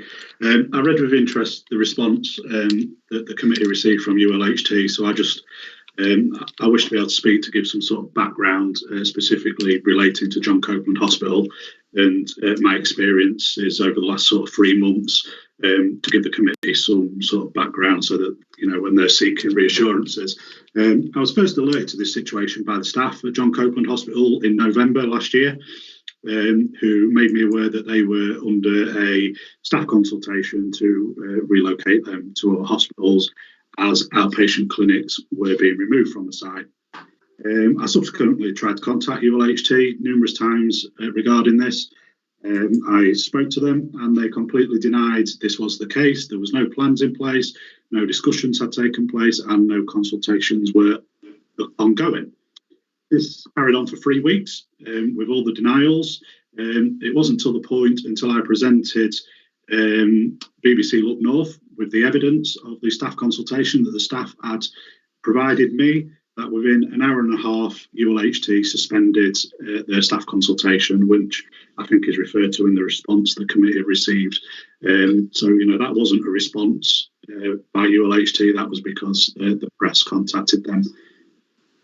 We was then given the reassurances that no changes would be taking place without a full and proper public consultation. I obviously raised my concerns, you know, about how that would operate and if that would be true and meaningful given past history and the fact that, you know, the staff fully believe this is a done deal. I think that the points that the meeting's already raised today about staff morale only go to echo this. You know, the staff at John Copeland Hospital, you know, morale is at rock bottom and they do not have a lot of confidence that the management are being honest with them about the situation. So we are where we are at present. We're being told that there will be a public consultation. Members of the public are receiving appointment bookings and sending them to other locations across the county and out of county, which is obviously having a massive effect on the residents of Gainsborough. The report talks about online and virtual services. None of these have been offered so far to residents in Gainsborough, or people that have contacted me have said they have not got them. They've just been offered things at other hospitals. And again, I did speak 3 weeks ago on Thursday to a ULHT director who we agree, completely agreed to disagree that, this was the right way to do things. But he did undertake that we were in this position and we needed to move it forward. And he undertook to, provide me with some dates about when a public consultation may take place and what it might look like. I've still not received that 3 weeks later. So I'm sure the committee can appreciate, how I'm struggling, and the general public in Gainsborough are really struggling to have any confidence in this process, that it is going to be fair and honest and open, and that the decisions just haven't already been made. So really, as a local member, I'm just asking the committee to try and, get some clarity once and for all, and let's get some open and honest, frank discussions taking place. Thank you, Chairman. Thank you, Councillor Bowles. That's very helpful. I'm sure your comments will be picked up throughout the presentation. Before I move on to our presenters, we do have Andrew Morgan, Chief Executive for United Lincolnshire Hospital Trust, and John Turner, Chief Executive for the NHS Lincolnshire Clinical Commissioning Group, in attendance. However, they are here on short notice and therefore only have approximately 30 minutes. So please do keep your questions succinct and concise. I'll hand over to you for a very quick presentation, if you could, please, and we'll open to questions at the end. Thank you. Would it be helpful if I start, as I'm the Chief Executive of the Trust that Councillor Bowles has referred to? So, good afternoon, Councillor Bowles. I'm the Chief Executive of ULHT. Lovely to see you. I have heard about some of your communications with my Finance Director and with some of our staff. So if I cut to the chase straight away, I'm the accountable officer for the Trust, and I can be really clear with you, no decisions have been made about outpatients at community hospitals, full stop. I would absolutely accept we've had some unfortunate communication around this. Some of our staff consultation, which is right and proper, has got inextricably linked with service change or potential service change, and that should not have happened. We don't do our service change in that way, but you would expect an organisation that employs 9,000–10,000 people to be having lots of staff consultations at lots of various times, particularly when we've got people paid on different grades doing the same jobs on different sites. We do need at some point to tackle that, but I absolutely accept things got confused, and that's why we stopped the staff consultations as a way of stopping any confusion. I know that one of our booking clerks made an error in a letter to some patients about outpatient appointments. I think used the term no longer when should have been using the term not currently. She is absolutely mortified by that. And I've made clear to a number of people that was not a decision that the board had taken. It was not a decision I had taken. We have made no decision about what services and where. But we do need to make those sorts of decisions, and we do need to have discussions with people about what services, in what locations, of what type, and provided by whom. Is it our trust? Is it consultants? Is it people who are not consultants? Is it therapists? Are they face-to-face? Are they virtual? I'm disappointed to hear that people are not being offered virtual appointments, because that is something that is here to stay, and that undoubtedly will have an impact on footfall at community hospitals. We've been running virtual appointments for some time now during the COVID pandemic, and they are very popular both with patients and with staff. So we've not agreed what goes where. We know we start from some way back around confusion or mistrust amongst the public, but I can assure you my board has had no discussion about this. As a chief exec, I've not signed anything off. I've not had a discussion with John Turner as chief exec of the Clinical Commissioning Group about any changes we want to make. It is absolutely our intention to engage the public on this. I haven't got a date for you as yet. There's a few other things that we have on our plate at the moment, such as a pandemic, which is absolutely still with us. We're now getting into work about the restoration of services, of which outpatients at community hospitals or elsewhere is a key part. And as soon as we know when, we will come back to the Scrutiny Committee setting out our engagement plan to do that bit of work. I'll stop at that point, Chair. Thank you. Thank you, Andrew. John, would you like to add anything at this point in particular? Thank you, Chair. Afternoon, everybody. I think I know most, if not all of you. We haven't met for a few months now. So I'm John Turner. I'm the Chief Executive of the NHS Lincolnshire Clinical Commissioning Group. So just to emphasise from my point of view, basically underline everything that Andrew has said in terms of absolutely no decisions have been made. There's been no detailed discussion between Andrew and I or his team and mine about this in any level of detail whatsoever. I think the committee will be aware that we've got 4 community hospitals across the county with a range of outpatient and other services that operate from them. So absolutely understand Councillor Bowles's points and concerns in relation to John Coupland, but clearly we have other community hospitals as well. Just to underline the point Andrew said, that we, if and when we get to a point where we want to have an engagement with the people we serve, clearly the Health Scrutiny Committee will hear from Andrew, probably Andrew and myself together on that. And we would want really good engagement with our communities, their representatives and the patients we serve. I myself just would like to make the point that there is a lot of virtual consultation that was in place prior to the pandemic, and clearly there's been a step change in that since the pandemic.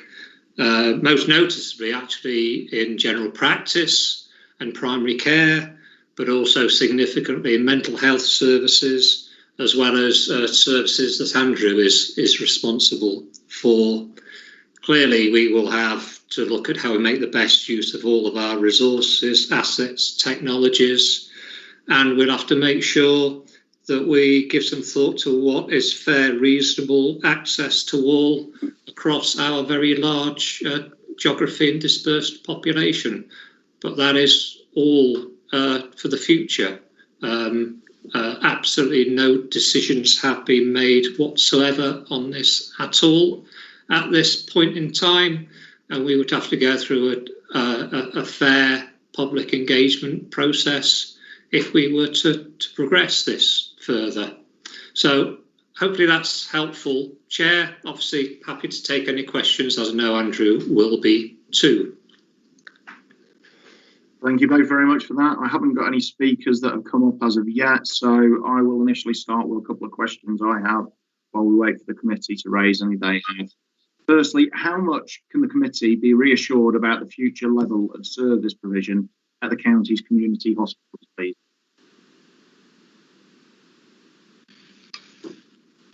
I mean, I'm not sure what answer you expect, whether you want a number or words.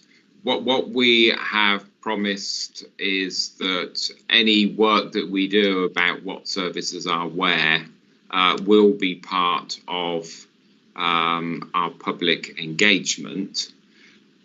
John's mentioned virtual consultations there. We're working, when we talk to our NHS England colleagues, about national benchmarks which suggest something like 25% of outpatients should be virtual. And for follow-up outpatients, that figure should be 60%. Now, clearly, that may or may not be appropriate for different specialties, but you can see the flavour of an increasing push towards having virtual consultations. That's both for infection prevention control, so reducing footfall on hospitals.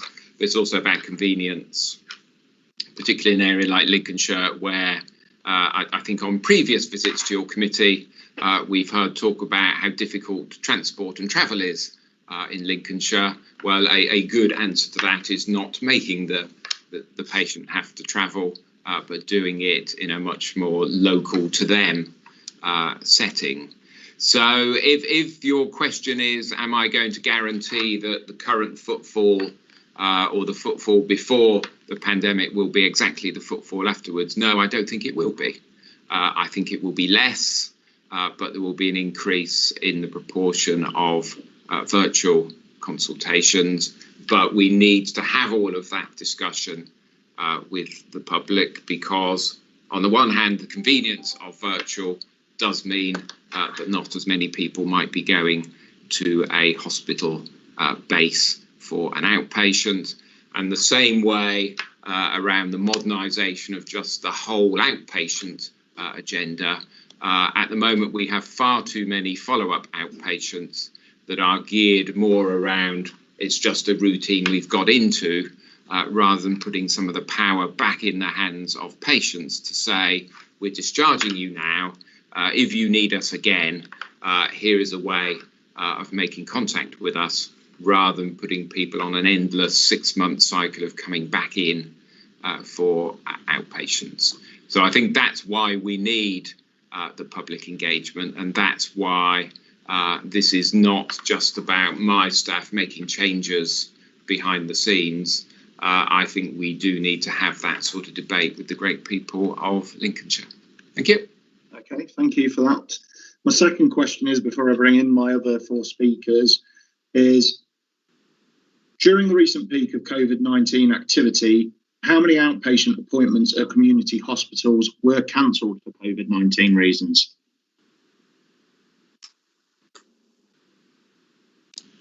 Right, I have got some figures on outpatients. I'm now just trying to find them while you speak.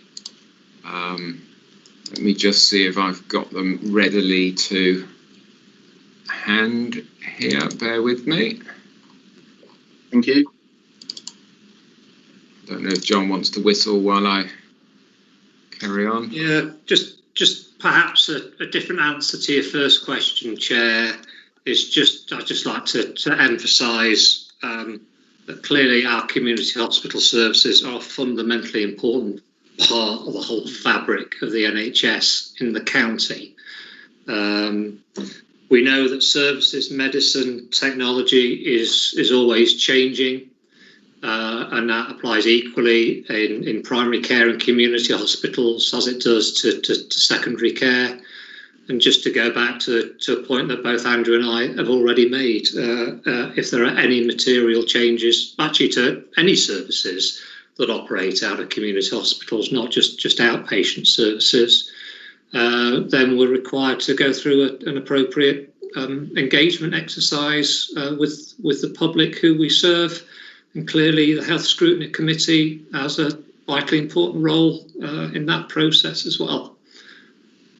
So, Andrew, Yeah, no, I mean, in terms of numbers, and it's a case of cancel for COVID reasons, I couldn't say every one of these would have been, but if I go back to 2019-20, there were 5,727 outpatient attendances at John Coupland, if we're talking about John Coupland. To date, in 2020-21, there have been 1,482. So a reduction, but also a reduction in the number of specialties that they cover. 1920 was 16 specialties, and so far in this year, it's been 10 specialties. So as part of the NHS slowing down planned work in order to protect inpatients for seriously ill COVID patients and to protect our ability to provide intensive care capacity, both elective operations and outpatient activity have been reduced throughout the county.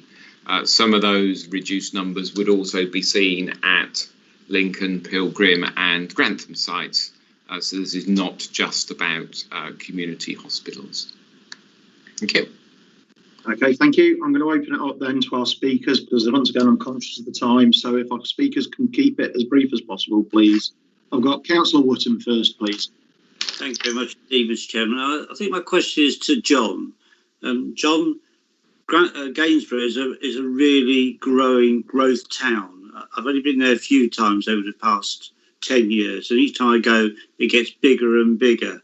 And I'm sure I fully support Councillor Bowles in bringing this issue to the committee today, because people need certainty. They need to know where to go, where their services are, and how they're going to access those services. So surely over the past year or two, like Grantham Hospital, you must have been making plans or have a timeline for the future of Gainsborough, how it will look in the future for people to use it.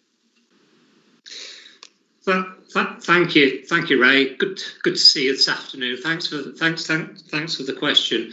I think it's fair to say that there's been a significant focus, hasn't there, on Grantham over the past couple of years. As you've hinted, actually, it isn't. Whilst there are specific population increases in Grantham, Grantham is far from alone in the county, both in terms of housing going up, population growth, and actually an ageing population as well.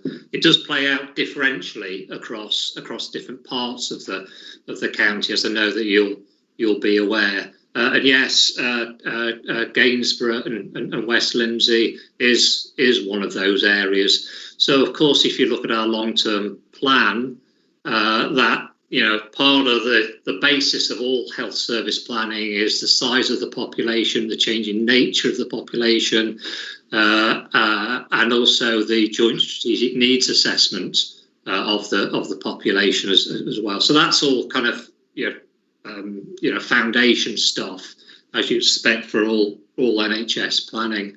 On the point about people needing certainty, completely understand and appreciate that.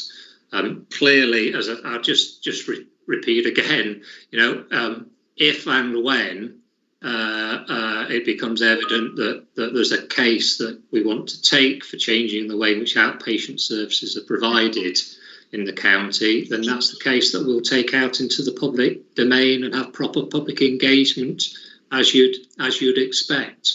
It's only once we've had the public engagement exercise and that's come to a conclusion that we're able to be clear about what the pattern of services is going forward. Until that point, there's no material change in the pattern of services. Clearly, the last 12 months we've been through a maelstrom of challenge, haven't we? But just to emphasise that there's no permanent change to services that is currently being agreed or in scope. We have to go through the right public engagement channels first, and that may be a little time ahead in front of us yet. Okay, thank you, John, and thank you, Chairman. Thank you, Councillor Whittington. Councillor Whittington, please. Yes, hello. Thank you, Mr. Chairman. Thanks, Andrew, and thanks, John, for attending at short notice. I listened to the presentation by Councillor Bowles, and Councillor Bowles has raised a number of concerns. He also provided some sort of evidential basis for these concerns. Now, these obviously have come from somewhere. I always work on the basis of the old adage, "There's no smoke without fire." I'm just wondering, how these, if the concerns or rumours or how they started, because obviously these things, as I said, don't come from nowhere. They sort of, do have a source. And I'm just wondering if you could sort of provide any clarity as to where you think the sources of these concerns might have might have come from. The second question is, I know, Andrew, you said that there's been no discussions relating to the provision of outpatient services at community hospitals between yourself and John at the CCG. But have there been any discussions between other members of your staff with other members of John's staff regarding this? Because, as I say, it's just trying to understand where these sort of concerns have sort of come from, because I certainly know from our experience at Grantham Hospital, there are a lot of things that we sort of picked up, in the ether, as it were, as to, these are sort of things that may be going on at Grantham Hospital. And on quite a few occasions, we received assurances that this wasn't going to happen, only to subsequently discover that it did happen. So I can quite easily understand why Councillor Bowles and the residents of Gainsborough have got their concerns, and also the residents of other community, of other areas adjacent to community hospitals. So I'm just really quite interested in answers to those questions. Thanks, Mr. Chairman. Yeah, well, shall I start with that? Because I don't think I feel the need in any way to try and correct Councillor Bowles in any way. My operational staff have been having discussions with their teams about a range of issues, one of which was about terms and conditions of service.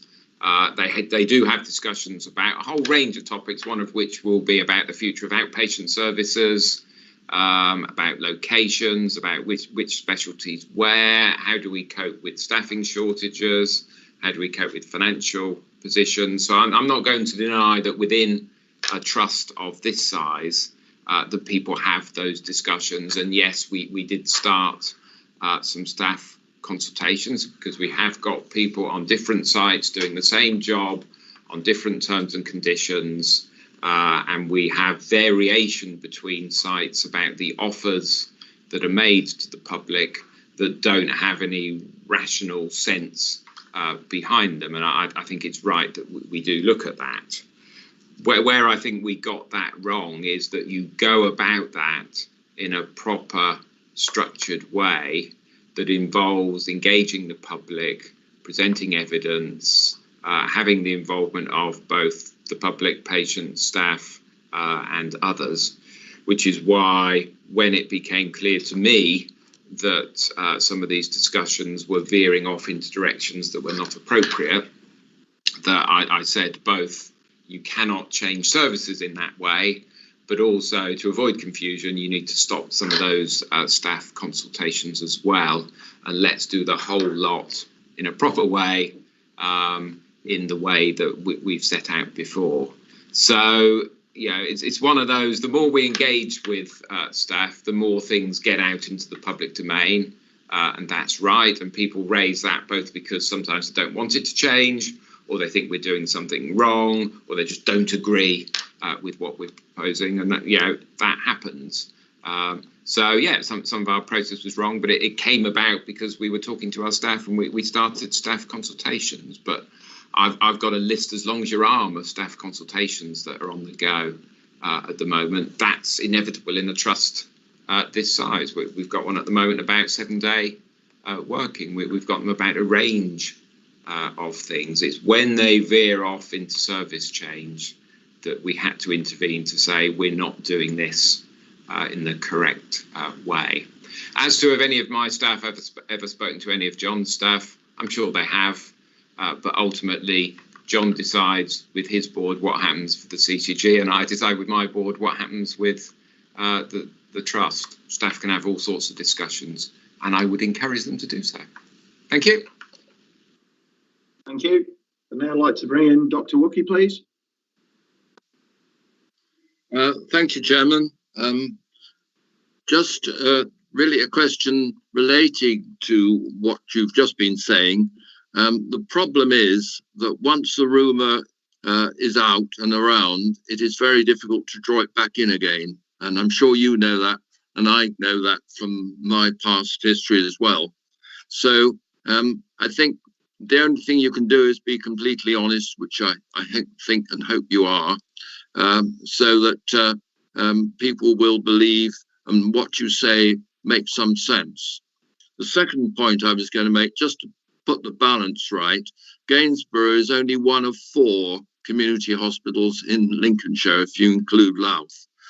So there is a considerable amount of interest on the east side of Lincolnshire, which has actually got the majority of the community hospitals, as to what might happen regarding this issue. So I hope it can be balanced. My responsibility on behalf of Healthwatch Lincolnshire, and though I happen to live just in East Lincolnshire. The most important point, I think, is how, if you do an assessment, and I think it's perfectly reasonable in light of what has happened and the changes and the virtual and the telephone, etc., that you do an assessment to see what could be handled best where, whether it be virtual or face-to-face. But I think there are 2 distinct types of outpatient consultation that has taken place in community hospitals. The first is of first referrals, which are a patient being seen for the first time after a referral by a GP, and that is entirely different to a follow-up appointment. The first ones are usually being seen by a consultant or near consultant, and are obviously subject to speed and the other things that is necessary, so that the patient is seen as quickly as possible. Follow-up appointments are something quite different and are usually seen by doctors of less experience, and this is an issue that's been going on for at least 20 years. Is that a large number, if not a majority, of outpatient follow-up appointments are not necessary. The patient can quite safely be referred back to the GP, and if there's problems, it's up to the GP to send them back again or discuss the problem with the appropriate consultant or whatever. But a large number of people for a long, long time have been turning up at Pilgrim and Lincoln and Grantham, as well as the community hospitals, and just been seen for 5 minutes and said, all right, well, we better see you just once more. And that is a waste of everybody's time. And if there are some cases like that, which and what people want to keep an eye on, it can be done virtually. So I think there are a lot of changes possible, but I think they've got to be done in a sensitive way. And I don't think actually at the moment, with the COVID not by any means necessarily gone, is probably the best time. But I certainly, hopefully within the 6 or 12 months, we would begin to calm down and be able to look at the future rather than to just in a matter of months, but over the next few years. So I think I hope that's helpful. But there are 2 very distinct types of outpatient clinic patients that you're talking about. Shall I pick that one up first, Andrew? Is that okay? Afternoon, Brian. Nice to speak with you again. Hi. Hi. Just firstly to just slightly pick you up on one thing, which is with Stamford, we actually have 5 community hospitals in the county rather than 4. Although point taken. Okay. Point taken. Stamford's sort of my responsibility with NWAFT, so that's not in Andrew's direct orbit. The points you make about outpatients, though, are absolutely spot on. And this has been something that the NHS nationally as well as locally has been thinking about for a few years. There has been a range of activities looking at outpatient redesign for the future, for exactly the points you make about follow-up. First appointments one thing, follow-ups another. Are we using technology enough? And all of that, and referring back to one of Andrew's previous answers, of course, his team and my team have been looking at that for a little while now, and I'm sure we'll continue to as we come through, hopefully out the other side of this pandemic. And clearly there are very different specialties with different issues in terms of patient engagement and what's appropriate virtual, what needs to be done face to face, and then of course that plays across first and follow up. So it is there's a degree of complexity and nuance to all of this. But just to come back again to the core point, which is I think Andrew and I understand how it's a little bit more than sort of rumour, isn't it? Because we can understand how the uncertainty in some of the communities has arisen because of various discussions that have been had and are ongoing. But just to emphasise that this does need an intelligent, careful, thoughtful look at, and that is something that the teams were doing prior to the pandemic. We'll need to return to as we come through the pandemic, and if as a result of that we feel there's a case that we want to take to the public in terms of change, make things better for patients, more efficient for services, reducing wastage, all of the right things, and getting the clinical stuff right, then we'll bring that forward to the committee and to the public in due course. I'm not quite sure there's much we can do about rumours in the community other than make sure that any that there are out there are brought to our attention as best we can, and we'd be delighted to sort of deny, confirm or otherwise, and that's an important part of the role of the Health Scrutiny Committee as well, isn't it? So very open about that.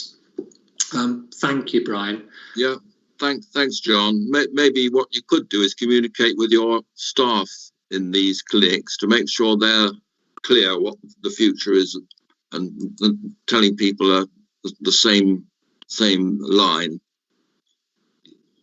Yeah, I'm sure Andrew's picked that up internally already. Yeah, absolutely. I would just say sometimes, although the message is clear, sometimes our staff don't like the message and start various messaging that way, and we accept that. But I wouldn't disagree with anything you said, Brian. The other point I have been making internally is this is probably a two-way street we're on as well, that there might be outpatients at the main acute sites that don't need to be at the acute sites that could be provided at community hospitals. This is not all about how do you strip stuff out of community hospitals. There are many people, as I wander around Lincoln or Pilgrim, I often describe it as an elderly couple with a bit of paper in their hand going off to an outpatient clinic. I wonder why we've put them through that, of having to get to us, having to park, as you say, spend 5 minutes on a follow-up appointment. Why we do that, and if we are going to have to do that, couldn't it be done more local to them rather than at one of our sites? So let's not assume this is all about taking stuff away from community hospitals. It might be about putting more stuff in them if that's appropriate. Thank you. Thank you, Dr. Wookey. I have Councillor Brewis next. Thank you, Chairman. An awful lot of what I think has already been said by others, by Brian and others, but particular one I was going to bring in particular affects John. John knows I attend an awful lot of presentations. It doesn't seem yesterday, but it was a while ago now, and I had persuaded you, no, you were a willing victim of the idea that our first aim has to be prevention rather than sweeping up after people's things. Yeah. But my particular issue is the peculiar geography of Lincolnshire and getting the balance right between distance and decision. Because if we get the decisions wrong, and particularly bearing in mind the geography of where, for example, where Pilgrim is, if I was in Curtin and I needed to go to a hospital, I'd probably look at trying to negotiate Boston and all its problems, and I'd probably decide it was quicker to get to QEH or Peterborough City Hospital. And it seems to me that when we're talking about, and I'm particularly now dealing obviously with the southeast of the county and Spalding, that if we get the decisions wrong, we can very, very seriously adversely affect the Lincolnshire financial position by money draining away enormously out of county. And it's a very difficult balance to get. And I think the problem with the rumours is that because of things, partly because of the COVID crisis, because a number of the rumours haven't been sold is the wrong word, they've become believed by some people as truth because of the fact that we've had to wait before we actually crystallise our thoughts. And how you tackle that one, I'm not quite sure, but others have mentioned it, and it seems to me that ensuring as much of the finance remains in county for the benefit of our staff and services is something we have to consider quite seriously. Thank you. Thank you, Chris, and afternoon. Yes, I remember well our previous conversations about prevention, and that stays with me, I must say. But I think what I would say is we all, whilst it's important that we try to, where it's sensible, keep our financial resources in the county to support services and our trusts, our GP practices in the county, the bottom line is that patients go to hospital care, usually to the nearest hospital to them. And in Lincolnshire, that is QEH at Kings Lynn, it is NWAFT at Peterborough, it's Nottinghamshire, and it's North Links and Goole as well. And it is absolutely right that patients are able to go to these hospitals. So the CCG has got some great relationships with these hospitals who serve Lincolnshire people out of county. Just last week, actually, I had a conversation with the chief executive at QEH because they're a really important service provider for Lincolnshire. And then in terms of our geography, I think another point that I'm really keen to drive home is that our whole long-term plan is about trying to make health and healthcare as local as possible. So it ain't even really about large hospitals. It's about being able to provide as much in local community settings as we can, because the more local we can make care, whether it's in GP surgeries, community hospitals or other local facilities, then we believe that's for the better of all. Clearly, we will still need to have our larger hospital services, but the emphasis has to be on local care first and then secondary hospital care where absolutely necessary. And one part of that programme we're developing is many of Andrew's teams, clinical teams, will be looking to provide more care in local community settings going forward. Clearly not all of his clinical staff, but there are many clinical specialties that are already reach out into the communities and will do so even more going forward. So hopefully that's helpful. But the issue about distance, travel, and all of that, we know is a massive challenge for us across the county. So that's why having it local wherever possible is a really important part of our strategy, and that's about prevention as local as possible, as well as healthcare as local as possible. Thank you, John. Thank you very much. Thank you. I'm conscious we've gone over your allotted time as it is. I do have Councillor Summers left with a question. My question has been asked in the chat function. I don't know if you're happy just to quickly deal with those, and I'll close the debate down. But I'll bring Councillor Summers in first. And if you haven't got time to answer Councillor Woodliff's question, perhaps you put it in writing. Thank you. Councillor Summers. Yeah, thank you very much, Chairman. Yes, members are talking about concerns over local community hospitals, which is extremely understandable, and fully take on board everything that you've been saying in response to the queries, etc. But we were here a few years ago because I was involved in the discussions at that time, and today I'm just a substitute on this committee for another member. But I was involved in the last consultations, and which were referenced closing John Copeland's Hospital at that time. Now, through the discussions, etc., and negotiations, we did manage. We ended up with money being awarded to the hospital, and the hospital continued. Now it appears services have been cut again. That's probably all down to COVID, etc. I do realise that. The town has plans to increase its population by almost 50% once the development industry gets off its whatever it's sitting on and starts building houses again. And the mission is to improve the hospital, grow its services for the growing town and district is where I'd be coming from, because it just seems a natural thing. The buildings are already there. The town also suffers with high levels of poverty and unemployment, unfortunately. And we desperately need to bring more businesses into the town. The buildings are there, so from my point of view, let's continue to use those buildings and make better use of them.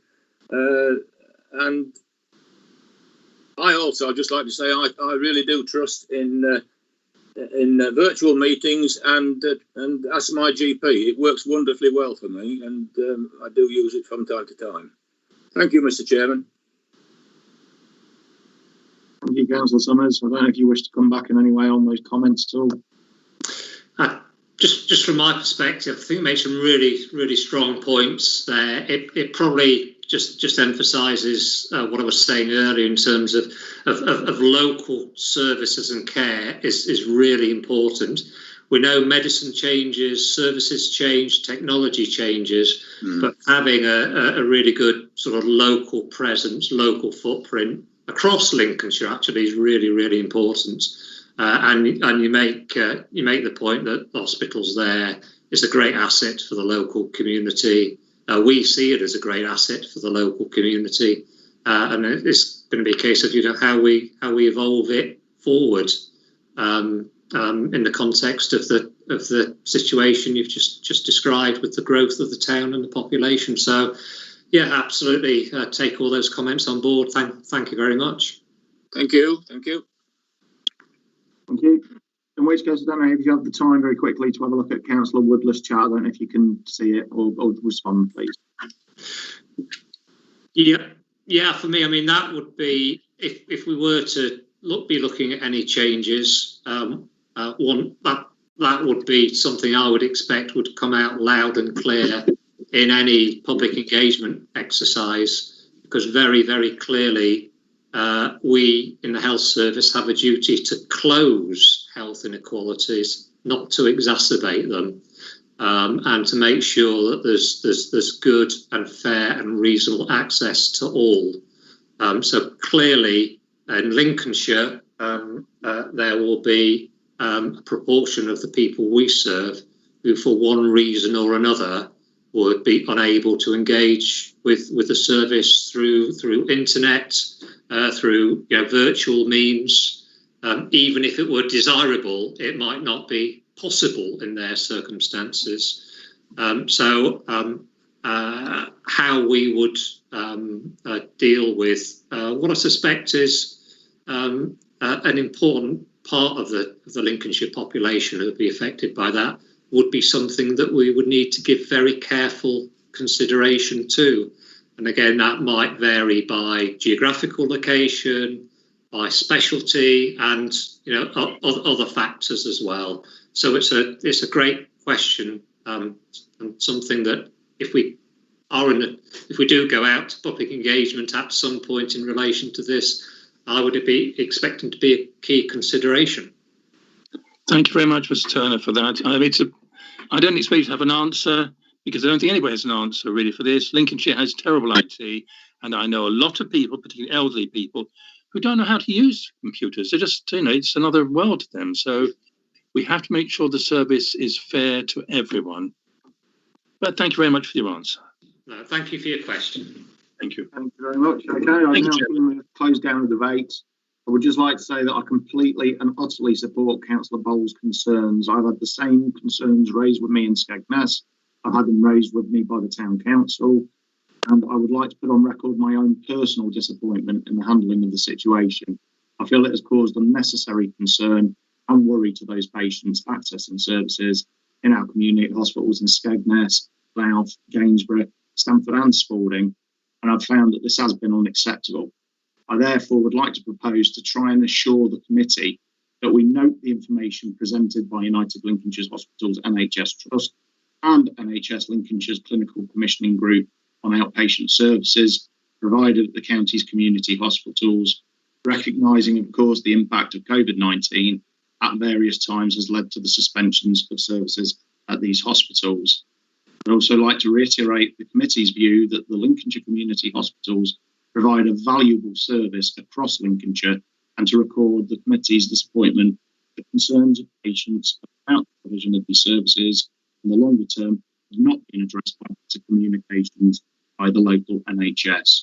I'd also like to request that we authorise myself as chairman to seek further reassurances in writing that there are no current plans for outpatient services at Lincolnshire's hospitals, and full public consultation will be undertaken on changes in the NHS's provision at community hospitals, which represents a substantial development. Do I have a seconder, please, to my proposals? I'm happy to second those, Chairman, as you said them, yes. Thank you, in which case I'm going to take it by dissent. If there is any dissent to my proposal, please let me know in the chat function now. No, in which case I will take that as carried, and I would like to thank Andrew and John for their attendance today at very short notice. We do truly appreciate it, so thank you, and wish you certainly all the best. I hope to see you again after the elections, with any luck. You're very welcome. I look forward to it. Thank you both very much. Thank you, everybody. Goodbye. See ya. Take care. Okay, and before I bring this meeting to an end, I wanted to put on record our thanks to both Katrina Coate and Simon Evans for their support over the last council term. They have ensured these meetings flow perfectly, and they're on hand to help members at all points. So thank you very much for all you've done over this period. I also want to thank my and all members of this committee, their support and contributions. And I wish those of you standing at the upcoming elections good luck, and I do hope to see you all again after. So thank you all very much, and that brings the meeting to a close. Could I, Chairman, just say I'd like to thank you for the incredibly fair way in which you've chaired the committee and kept us all informed. And I echo what you say about Trina and Simon keeping us well informed. And I'd like us to even minute the fact that we appreciate the very, very fair way in which you've chaired and helped us and kept us on this during this 4 years. Thank you very much indeed. Well done, Carl. Yes. Thank you, Carl. Cheers. Thank you. Well said, Chris. Bye. Well done, Carl. Well said, Chris. Bye, everybody. Bye. Thank you. Well done. Can I just have a word with Simon?